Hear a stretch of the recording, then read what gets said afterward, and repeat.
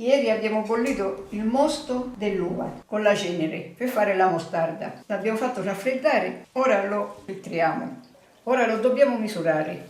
L'abbiamo filtrato perché, come sapete, la prima bollitura si fa con la cenere e si mette un cucchiaio di cenere per ogni litro di mosto. La cenere deve essere pulita, sedacciata e se ne mette un cucchiaio per ogni litro e si fa bollire per circa un'ora e si lascia raffreddare. Ora lo dobbiamo misurare per vedere quanto farina ci dobbiamo mettere.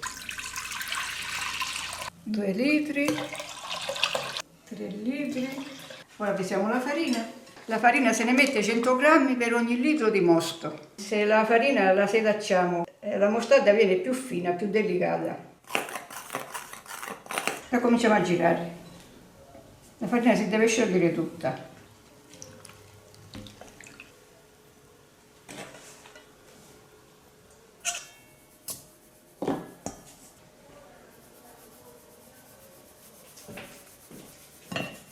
Questa si deve far sciogliere per bene perché sennò gli rimangono i grumi.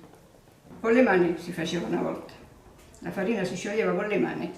Una volta che abbiamo sciolto la farina in questo recipiente, l'abbiamo girata per bene, che non si sono formati i grumi.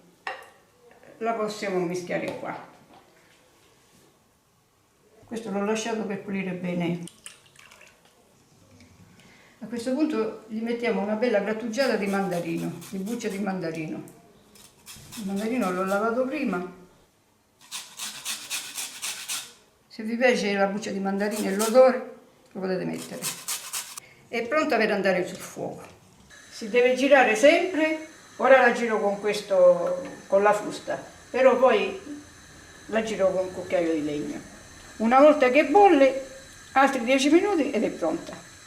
E abbiamo fatto la mostarda.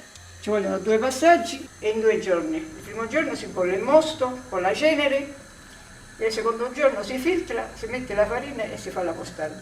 Una volta la vendemmia 2 mesi durava. Quando si pigiava l'uva, tutta la notte pigiavano l'uva. C'erano quelli che raccoglievano l'uva, c'erano quelli che la portavano al palmento con gli asini, eppure sulle spalle, sulla testa le donne. Ora ci sono i cascitti, ma una volta le cassette non c'erano. Li chiamavano micofani. Tu quando passavi nelle strade sentivi quel profumo del mosto che bolliva. Una volta la mostarda non è che si faceva sul gas così, perché non tutti ce l'avevano ai tempi. La facevano sul fuoco con la legna. Mettevano una ventola di alluminio, perché questi non c'erano nemmeno. Si doveva girare sempre, se no si attaccava nel fondo. Mia mamma la faceva più di una volta perché a mio padre la mostarda piaceva tanto e a noi ragazzi pure, a tutti piaceva. E la faceva più di una volta. Già quasi siamo alla fine. Ho fatto le bollicine, ecco qua. Continuiamo per altri 10 minuti ed è pronta. E si mette nei piatti, nelle ciotoline. Una volta c'erano le cose adatte per mettere la mostarda di terracotta, ora ormai si è perso tutto. Si mette nel frigo, dura una settimana. È buonissima la mostarda fresca dal frigo.